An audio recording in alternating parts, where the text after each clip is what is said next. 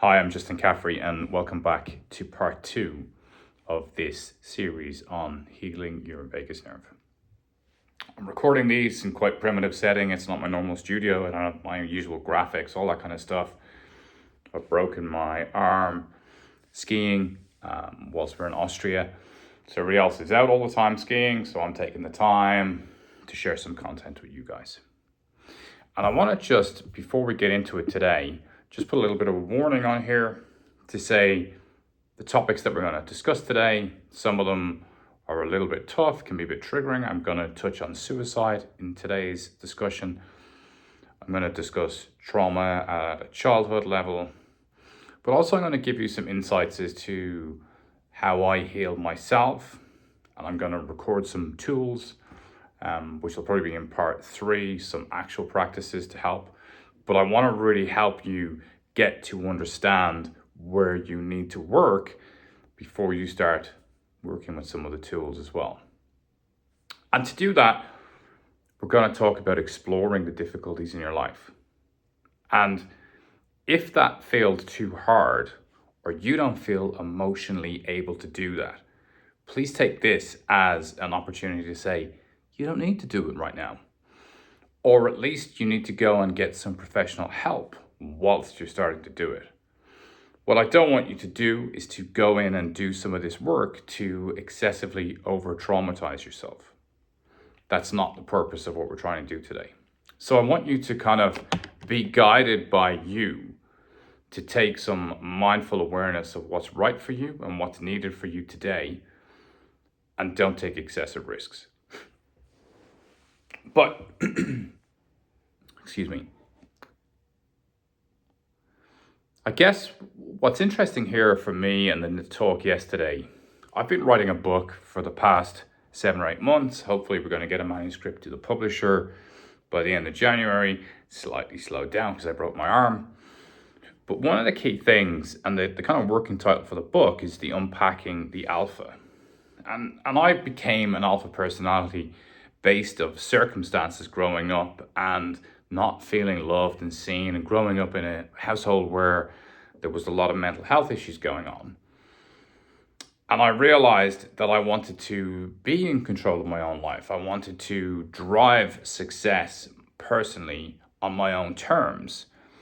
And you move then to an extremity, which is not helpful. Life best lived is in balance and harmony.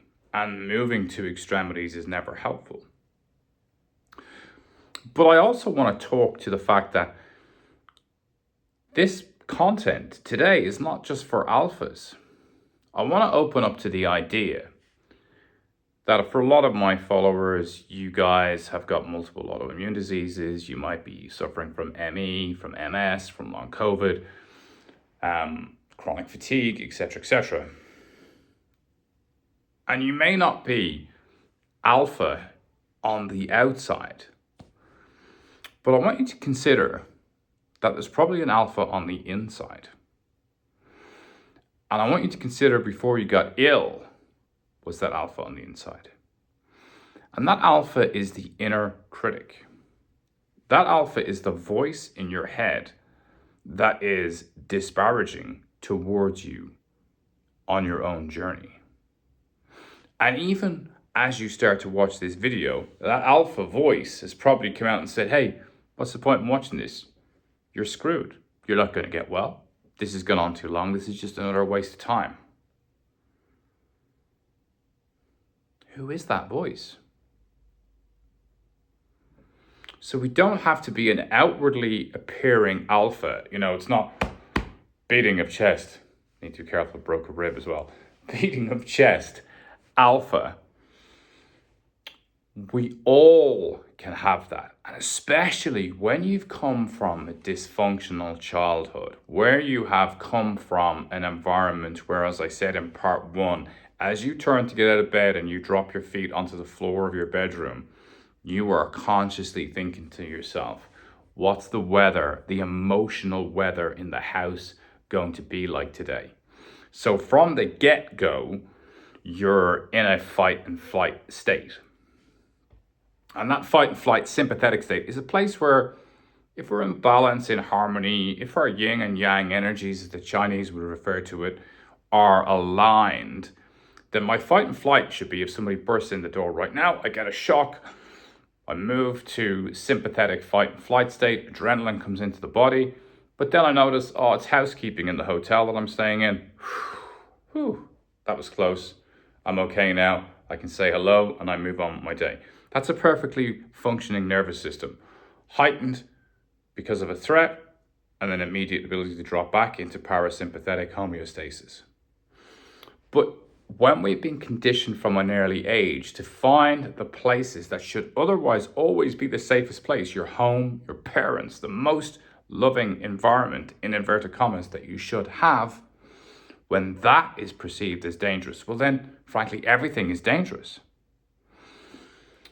So your nervous system starts to operate in a perpetual state of fight and flight. And then, as some people in the comments on the last video noted, and many of you may have come across this, and I have videos on this on my channel, there's also then the dorsal vagal response, which is effectively feigning dead. So when we live in a prolonged state of fight and flight, the nervous system, which is really, really dumb because it's a very primitive system, it's 200,000 years old. So it's not really connected to the smart part of your brain.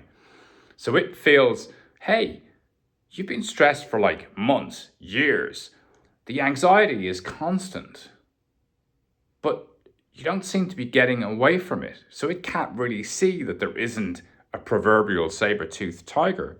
So then it moves to the dorsal vagal response. And in that state, you feign dead. You become listless. It's like a deeper depression.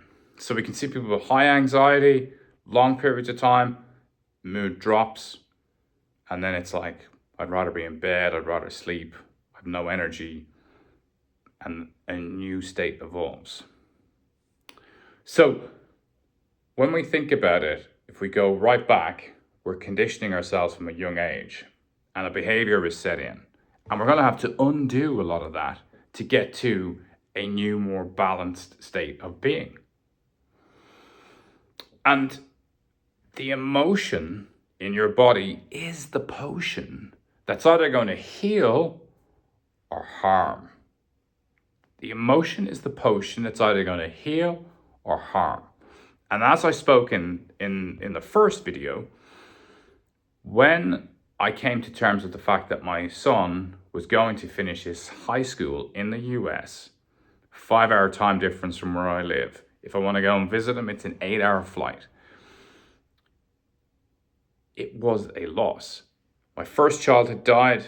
My second child was now leaving at 17. He'd only just gone 17. Not what you expect. And I needed to embrace that and realize that this is grief. And all grief needs to go through a bereavement process. The end of a marriage is a bereavement process. Even if the marriage was crappy, there still needs to be a grieving process because you've also forsaken a huge portion of your time with this other person. A miscarriage is a grief, and it needs a bereavement process. I've worked with many women who have had hysterectomies, and they kind of go and think, I've done the procedure, I'm just a busy mom, I'm a busy professional, I need to just get on with it. But yet, there is a loss. There's a loss in terms of a part of their body. A loss in terms of hormones that are within the body. But also a loss in terms of an ending to the opportunity to be a mother. These things are quite profound. But yet we push through, we put band-aids on, we take painkillers, we just keep going. And all the way along, we just make things more difficult for ourselves. You know, it's like if I drop a cup, that's not a good idea. Let me get my little prop here. If I take this cup, and I had some tea in it earlier, we all come into the world with a vessel like this. And this represents how much stress I can deal with in my life. Now, every time you have stress in your life, the level of the water in the vessel rises. And some people might get up here to like 75% and they die and they still had space. So there's a lot of people who can function all the way through life without having chronic stress or anxiety. But if you're born into a difficult environment, it's like as if somebody is putting stones into the water from a young age. And those stones immediately make the water rise. Think about displacement of liquid from your science days in school. So early childhood trauma is stones in the water. So folks who've grown up in a difficult environment where are having to take the emotional temperature in the household every day, they might meet like 15, 16 years of age, and they're already halfway in here. And when you get to the point where this is about to start overflowing, that's when you've lost the cognitive ability to do the basic housekeeping functions. When clients come to me and the water level is full, one of my interesting questions is, if I gave you your credit card and your cell phone bill, and I logged you onto the website to pay it, could you do it? And they'd be like, I can't think about doing anything like that. I'm just so overwhelmed right now. So we're not talking about anything big. We're talking about the simple tasks become overwhelming and impossible because you're in cognitive overload. You're level full, burnt out, okay? So I want to talk today about the two kind of key things here. One is, what are the stones in your cup? And where do you start to get them out? And we're also going to talk about that voice in your head. Really important. And to find our way back, we're going to use the analogy of the crumbs, the breadcrumbs, like the kid story, Hansel and Gretel. They use the breadcrumbs to find their way back to the house. We're going to be using breadcrumbs throughout our life. All of the things that have happened to you up until this point, you've either consciously or subconsciously laid breadcrumbs. You know where all your proverbial bodies are buried, and often you don't want to go there. I don't blame you. When I had to do this work on myself 10 years ago, I didn't want to go back. I wanted to go forward. I wanted to keep moving forward. I want to keep pushing on. But eventually, the level was overflowing. So what I want us to consider for the get-go today is that if it's taken you 10 years, 5 years, 15 years, 20 years, 30 years, 50 years, 60 years to get to this point, please, for the love of God, accept that there is no quick fix. It is possible to heal,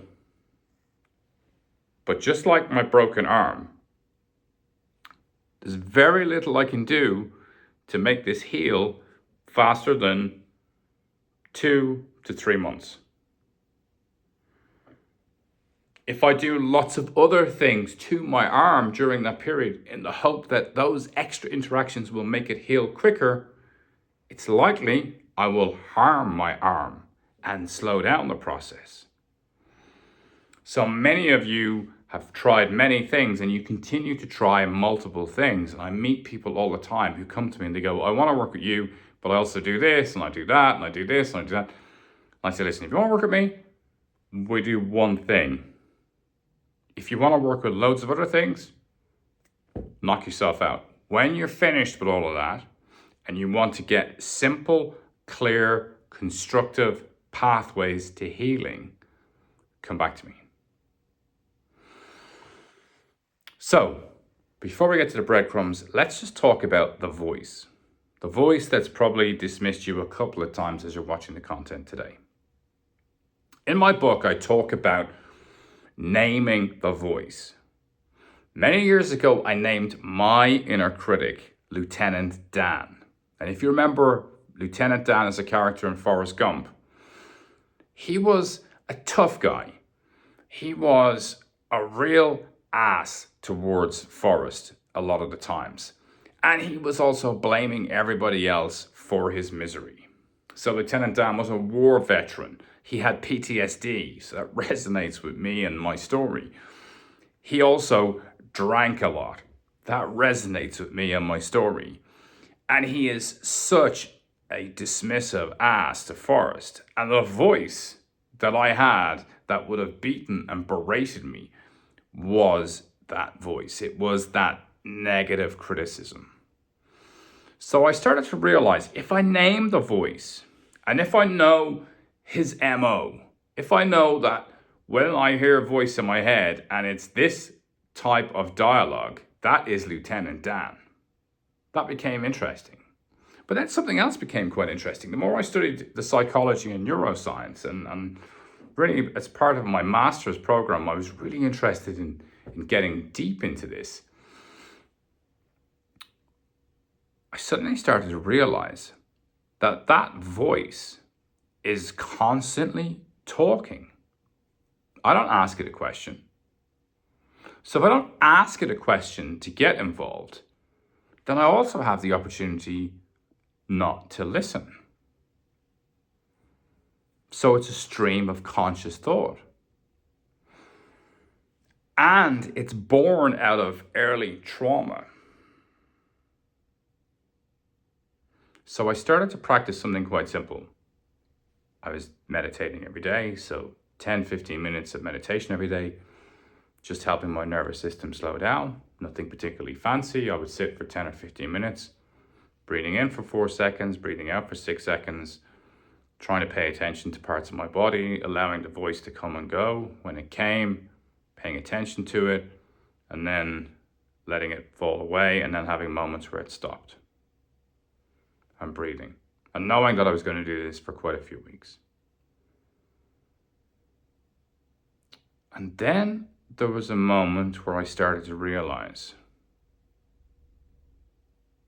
I can differentiate between the asshole, Lieutenant Dan, and me around things that are important, nurturing, nourishing, supportive. So today I still have Lieutenant Dan in my head. He's over there right now, quietly kind of mumbling something at me. Probably, you think this is great, nobody really cares, nobody's going to watch it, blah, blah, blah, blah. That's cool. I'll let him mumble away. But he's not front and center. He's just a sideshow.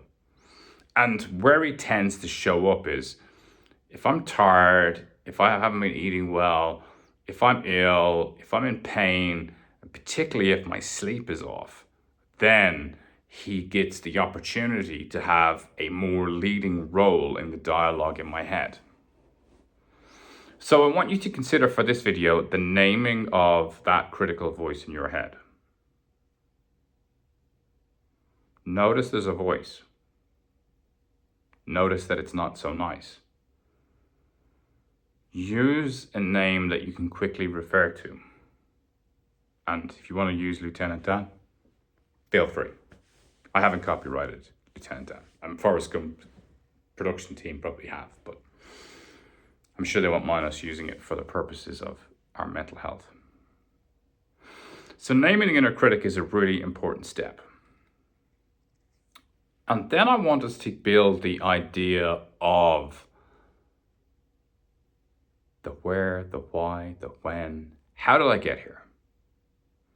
The breadcrumbs. And this is really helpful as a journaling exercise. So you can scribble some notes now while I'm talking if you want, but also you can do this offline. And what I want you to do is to create a space where you feel comfortable, where you feel you're going to be undisturbed, get yourself a nice warm drink and sit down. And you're almost being a private investigator of your own mind and your own memories.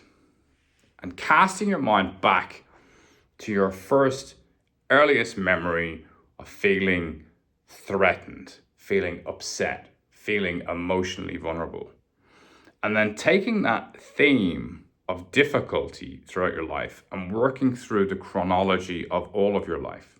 Now, when I do this, when I work with clients on a one-to-one basis, people always think, my God, this is going to take forever.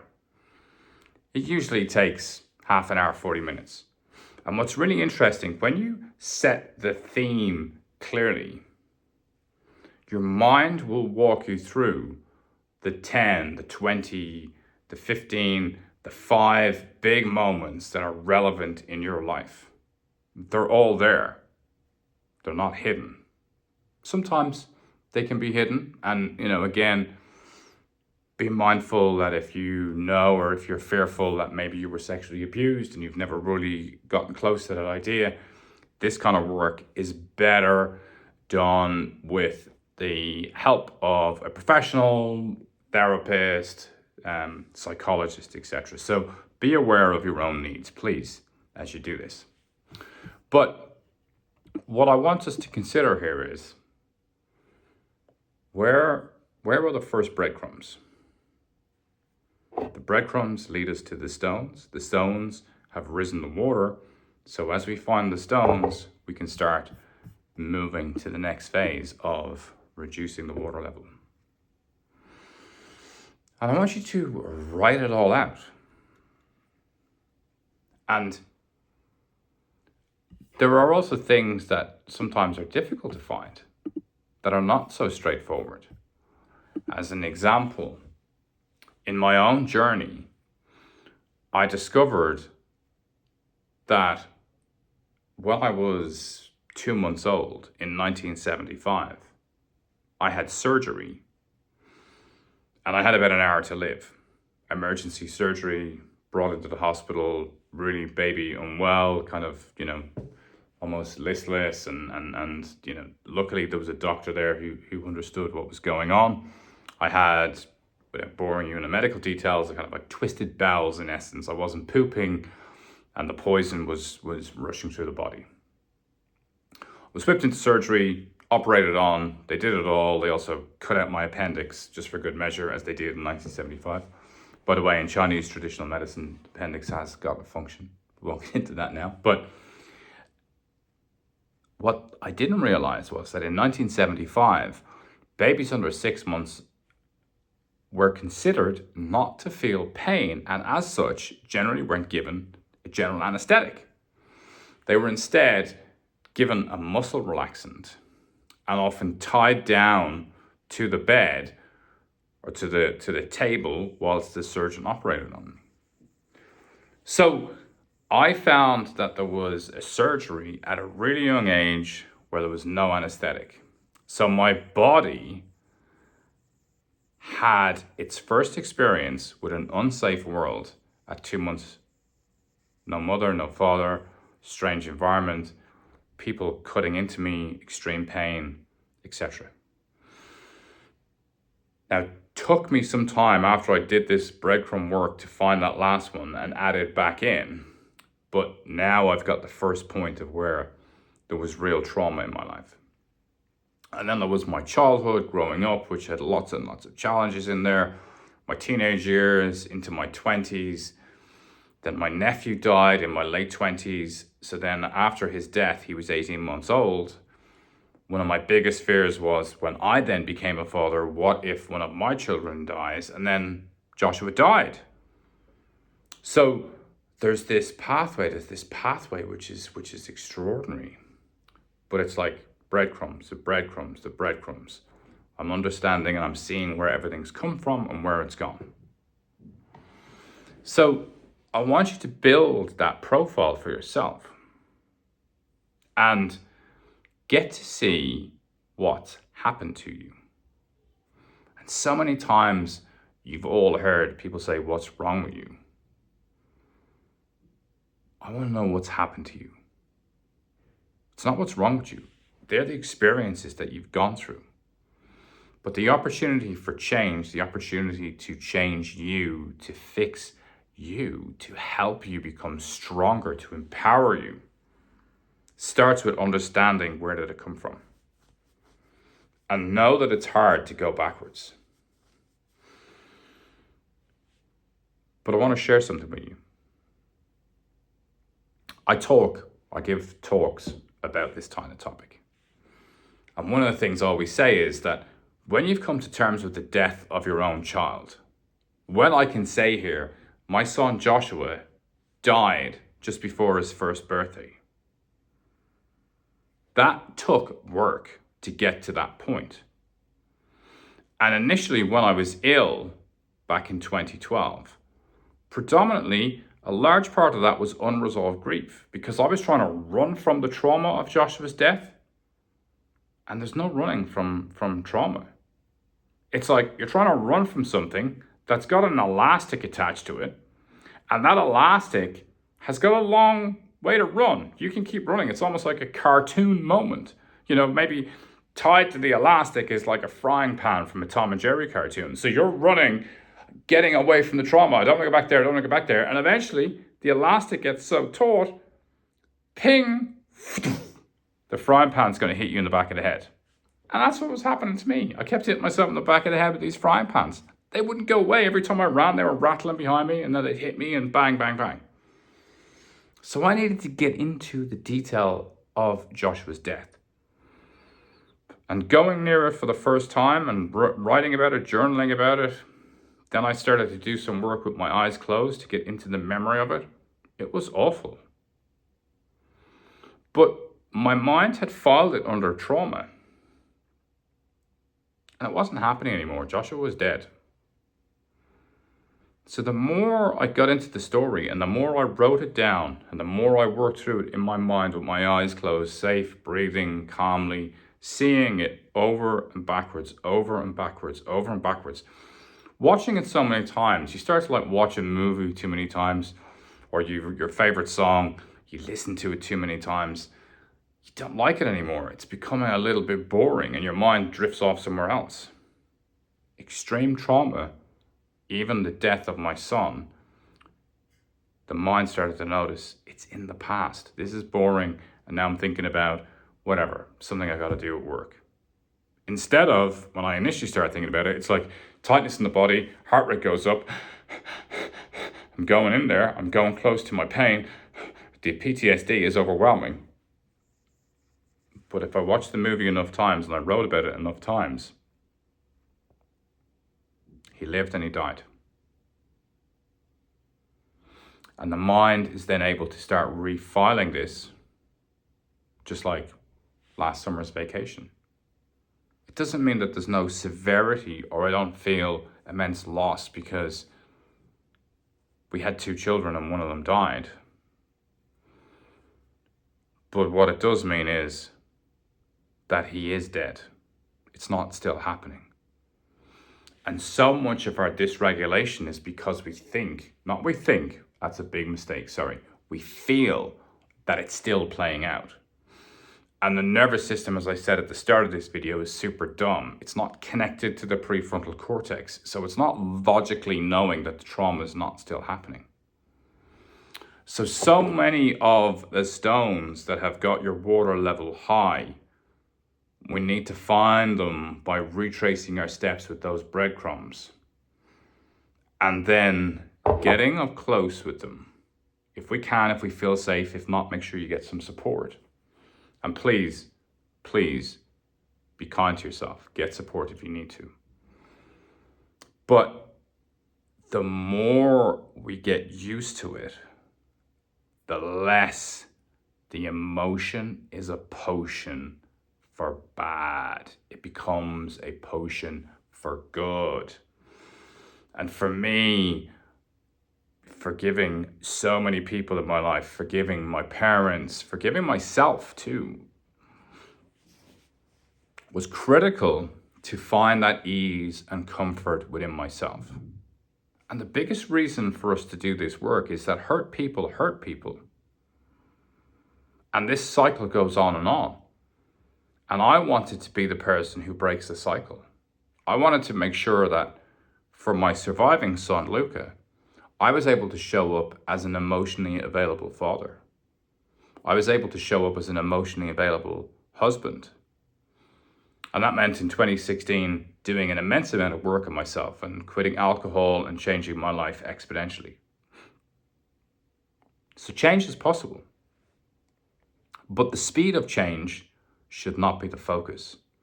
The focus should be the reason for the change and accepting that it's taken you all this time to get here. So please give yourself the grace and space to know that we want to move in baby steps. If you want to use some of my breathing techniques, just search Justin Caffrey 10-minute breathing exercise, 15-minute breathing exercises, even a 5-minute breathing exercise. But I want you to make sure that you put a practice in place every day to start helping your nervous system align and calm and settle and be able to get into a good space. And then start the journaling exercise. Go through your breadcrumbs. Identify what happened to you.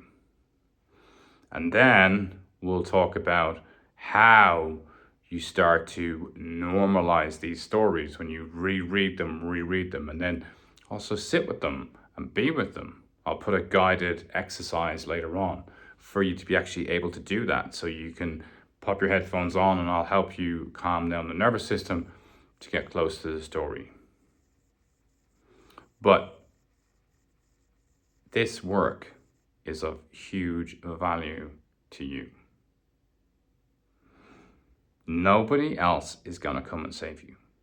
This was an important revelation for me at the time.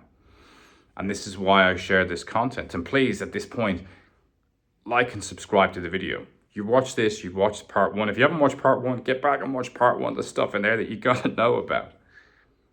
But I put this stuff out for free. I've been in your shoes. I know how miserable and hard it is.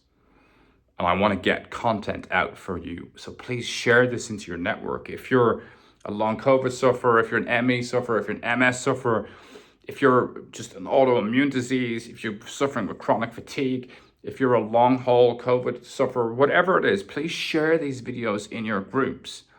Get people engaged with it and help them access free content. Put your comments below. I love to interact with this community.